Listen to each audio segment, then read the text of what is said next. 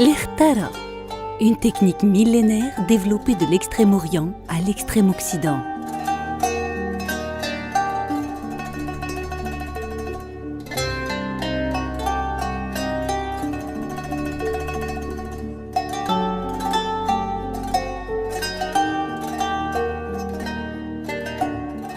Elle a favorisé l'implantation humaine dans des espaces géographiques et climatiques arides. De ce fait, les Irtara ne sont pas seulement des techniques destinées à la mobilisation des ressources en eau, mais ont contribué largement à la naissance et à la pérennisation d'une culture et d'une économie oasienne. Ce système écologique avant l'heure permet de rationaliser l'accès à l'eau et à son utilisation en préservant les équilibres et sans atteinte au milieu naturel. Encore aujourd'hui, des espaces oasiens du sud marocain bénéficient de ces techniques du savoir-faire ancestral d'adaptation au changement climatique. De plus, elles permettent la fixation de populations, la lutte contre la désertification et la valorisation de productions de terroirs.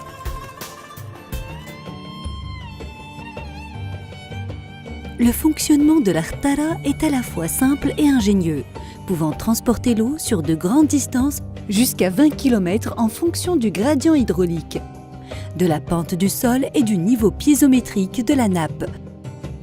L'Irtara est ainsi une galerie drainante qui amène l'eau de la nappe phréatique à la surface du sol par gravité.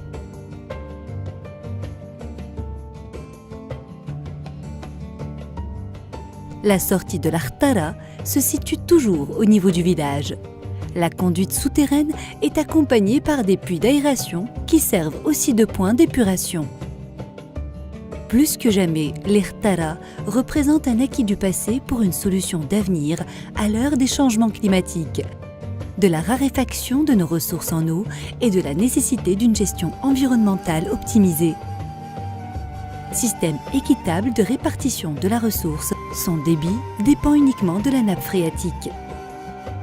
Ainsi, l'abondance profite à tous les utilisateurs, tandis que la raréfaction les touche intégralement.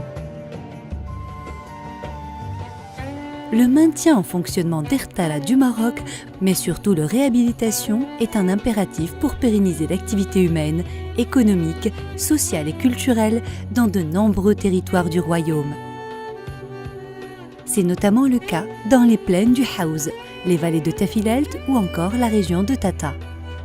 Le Maroc s'engage à réhabiliter les systèmes d'Irtara, mais les besoins sont nombreux et urgents et nécessitent une mobilisation internationale pour préserver et opérationnaliser les quelques 600 Irtara présentes dans le royaume.